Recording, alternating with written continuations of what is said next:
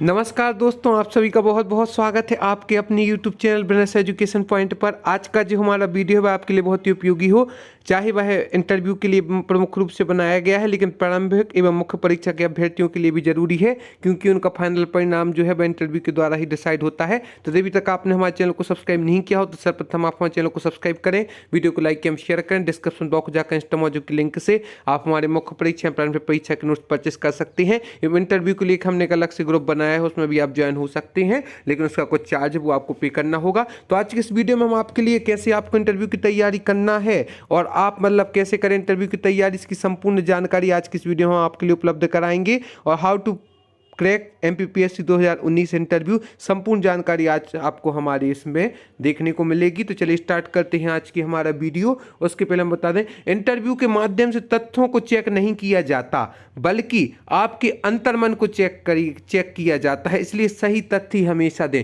यदि आपसे मान लो कोई प्रश्न पूछा जाता है, यदि आप वह नहीं बन रहा है तो आप सॉरी सर कह के उस प्रश्न से बच सकते हैं, लेकिन यदि आपने थोड़ा बहुत बताया फिर उन्हें अंदर और डीपली पूछा और अगर वह आप पे नहीं बनता है तो आपका इंप्रेशन थोड़ा सा गलत जाता है। इसलिए जो प्रश्न आप पे नहीं बन रहा है आपको सॉरी सर कह के आगे बढ़ सकते कि मुझे नहीं आता, लेकिन उसी में आपको नहीं।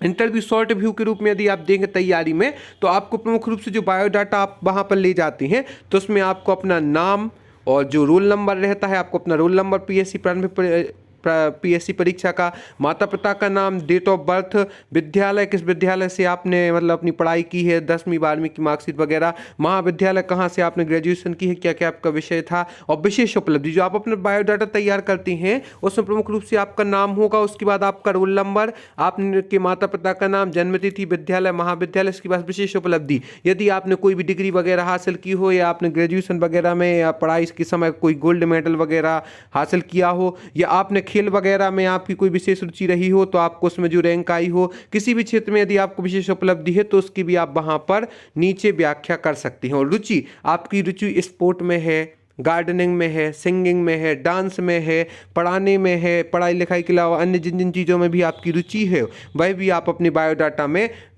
रख सकते हैं। उसका एक बहुत ही अच्छा इंप्रेशन पड़ता है। उसके बाद जो यहाँ पर प्रमुख रूप से बताया गया है कि यहाँ पर जो आपके चेयरमैन होते हैं, चेयरमैन जो आपका इंटरव्यू लेते हैं उनमें 3 लोग होते हैं, जिनमें पहले होते हैं साइकोलिस्ट, जो आपकी साइकोलॉजी का अध्ययन करते हैं, दूसरे होते हैं प्रशासनिक और तीसरे होते हैं दार्शनिक। प्रशासनिक आप में प्रशासन के गुण देखते हैं कि इनको सत्ता की संभालने की शक्ति है कि नहीं, और दार्शनिक आपकी दूरदृष्टि सोच को देखते हैं कि इनका सामान्य जीवन में व्यवहार कैसा है। इस प्रकार से 3 चेयरमैन वहां पर उपस्थित होते हैं। वह आपसे किसी भी मुद्दे पर प्रश्न पूछ सकते हैं कि इस देश में बलात्कार इतने क्यों हो रहे हैं, तो इसके लिए आपको इसका कोई लॉजिकल आंसर देना होगा। आप जे नहीं कोई भी घुमा फिरा के आप आंसर नहीं दे सकते, लॉजिकल आंसर देना होगा। और जिस विषय में आपका ज्ञान है वह सर्वप्रथम तो आपका संप्रेषण देखते हैं, क्योंकि शब्दों को किस प्रकार से आप प्रस्तुत करते हैं, कैसे व्यवस्थित आपकी संतुलित धारणा है, इसका अध्ययन इंटरव्यू में प्रमुख रूप से किया जाता है। तो यदि आप इंटरव्यू की तैयारी कर रहे हैं तो सर्वप्रथम अपने संप्रेषण को सुधारें, अपनी जो भाषा शैली है और नियंत्रित सोच है उसको चिंतन और दूरदर्शिता को लेकर चलेंगे तो आपका इंटरव्यू में सिलेक्शन 100% हो जाएगा। आपको किसी प्रकार की कोई परेशानी नहीं आएगी और आपके अंदर कॉन्फिडेंस ही आपको बोलेगा। यदि प्रश्नकर्ता ने कोई प्रश्न किया और उसका प्रश्न सुनकर आप झेप जाते हैं तो वहीं आपका 1 नंबर माइनस हो जाता है कि इसको कुछ भी नहीं आता। लेकिन जब एक प्रकार से उन्होंने आपके ज्ञान की परीक्षा तो ले ली है, उन्हें पता है कि आप में नॉलेज बहुत है, आपके नॉलेज का टेस्ट हो चुका है, गहराई को भी वो देख चुके हैं कि आपका ज्ञान बहुत है, जब तो आपने प्रारंभिक परीक्षा मुख्य परीक्षा पास की है, लेकिन वह इसमें सिर्फ आपका संप्रेषण एवं संतुलित धारणा देखना चाहते हैं, दूरदर्शिता देखना चाहते हैं। इसी प्रकार से आपका इंटरव्यू संपन्न होता है। और करंट में वो क्या पूछ सकते हैं आपसे, यहाँ पर यदि हम बताएं तो वर्तमान चर्चित घटनाएं पूछ सकते हैं, जैसे कि यदि आप वो आपसे पीयूष जैन के बारे में पूछ सकते हैं कि कहाँ पे कैसी उसके छापा पड़ा, क्या कैसी घटनाएं हुई। आपसे कोरोना से संबंधित प्रश्न भी पूछे जा सकते हैं और में कौन के प्रश्न भी पूछे जा सकते हैं। और इसी के साथ साथ जैसे मान लो आप लड़की हैं और मान लो उनने पूछा गर्भ निरोध वगैरह से संबंधित प्रश्न भी पूछ सकते हैं। तो इस प्रश्न में आपको झेपना नहीं है कि जी पुरुषों के हमसे ऐसा कैसे प्रश्न कर रहे हैं। आपका जो पॉइंट ऑफ व्यू है आप उसे व्यवस्थित रूप से अपने रूप में बता सकते हैं। और इसी के साथ साथ जो महत्वपूर्ण घटना है वो जीडीपी से संबंधित प्रश्न भी पूछ सकते हैं।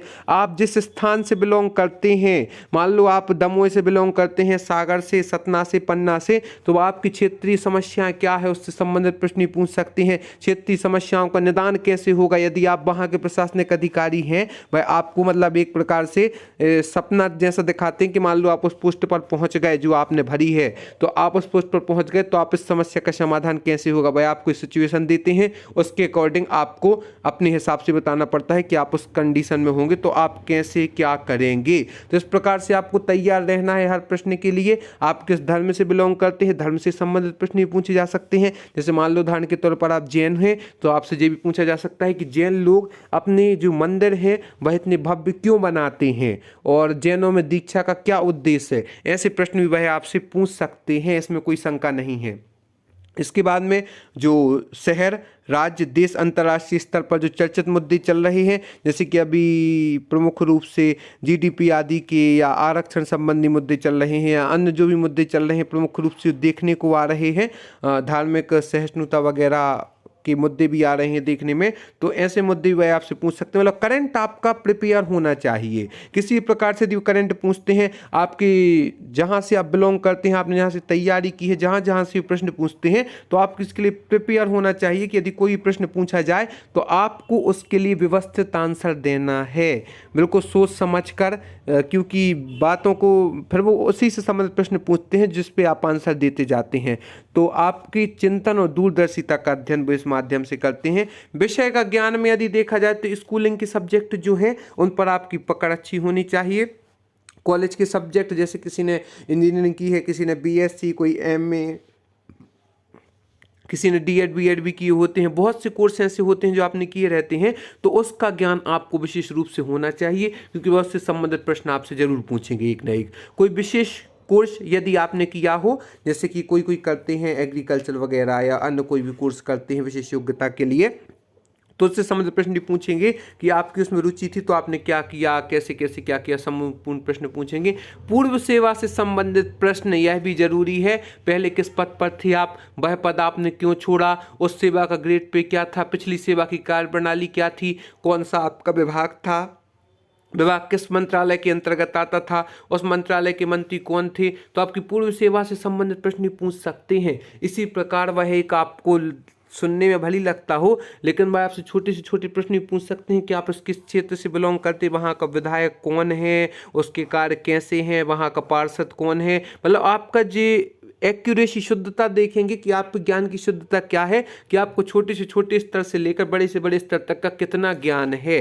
तो यदि आप किसी पूर्व सेवा से जाते हैं तो उससे संबंधित प्रश्न पूछे जाएंगे कि पहले आप किस पद पर कार्यरत थे, वह पद आपने क्यों छोड़ा, उस सेवा का ग्रेड पे क्या है, पिछली सेवा की कार्यप्रणाली क्या थी, कौन सा विभाग था, विभाग किस मंत्रालय के अंतर्गत आता था, उस मंत्रालय के मंत्री कौन थे, इससे संबंधित संपूर्ण प्रश्न आपसे पूछे जाएंगे। इसके बाद पहली प्राथमिकता प्रेफरेंस से संबंधित प्रश्न यह पूछे जाएंगे कि आपने जो पोस्ट चुनी है, जो फॉर्म के समय आप भरते हैं, कि जैसे किसी ने डिप्टी कलेक्टर चुना, किसी ने डीएसपी, किसी ने ट्रेजी विभाग, किसी ने मतलब और अभी आबकारी का विभाग, किसी ने नायब तहसीलदार, किसी ने तहसीलदार, तो आपने यह पोस्ट क्यों चुनी, तो आपके पास एक लॉजिकल आंसर होना चाहिए। ये नहीं कि हमें पसंद थी तो हमने इसी में ऐसा, मतलब कोई भी आपको व्यवस्थित आंसर देना चाहिए कि हमें इस क्षेत्र में ऐसी रुचि थी, हम लोगों के लिए ऐसा करना चाहते थे, इसलिए हमने इस पोस्ट को चुना। इस पोस्ट कौन से विभाग में आती है उसकी डीपली से डीपली बात भी आपसे पूछ सकते हैं, तो आपको इसका व्यवस्थित नॉलेज होना चाहिए। संबंधित मंत्रालय कौन सा है, किस विभाग के मंत्री कौन से हैं, इस सेवा से संबंधित कार्य कौन कौन से हैं, और यदि आप इस पोस्ट पर पहुंच जाते हैं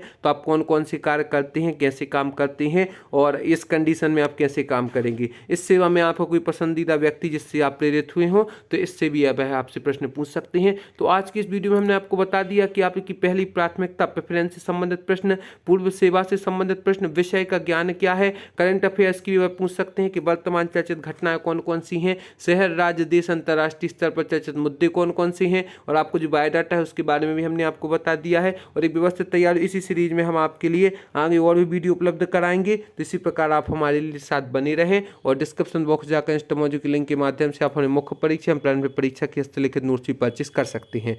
और साथ ही साथ इंटरव्यू की भी हम एक आपको नोट्स PDF आदि उपलब्ध कराएंगे। तो आप हमारे साथ बने रहें। आप सभी को बहुत बहुत स्वागत है हमारे इस यूट्यूब चैनल पर। और अपनी व्यवस्थित तैयारी करें। एक प्रकार से देखा जाए तो आपको पर्सनालिटी डेवलपमेंट अच्छा होना चाहिए। एक व्यवस्थित सिंपल एंड सोबर जितने आप दिखेंगे उतना ही अच्छा आपका इंप्रेशन जाएगा। जितनी व्यवस्थित रूप से आप आंसर देंगे, आप ये चक्कर में बिल्कुल भी ना पड़ें कि उन्होंने कोई भी प्रश्न किया तो हमें उसका आंसर देना ही है। अगर आपको उस विषय का ज्ञान नहीं है तो आप सॉरी कह के आगे भी बढ़ सकते हैं, क्योंकि आपसे प्रश्न निरंतर होते रहेंगे और आपको उसका व्यवस्थित आंसर देना है। आगे इस श्रृंखला में स्ट्रेटजी संबंधी और भी हम प्रश्न आपको बताएंगे। धन्यवाद दोस्तों।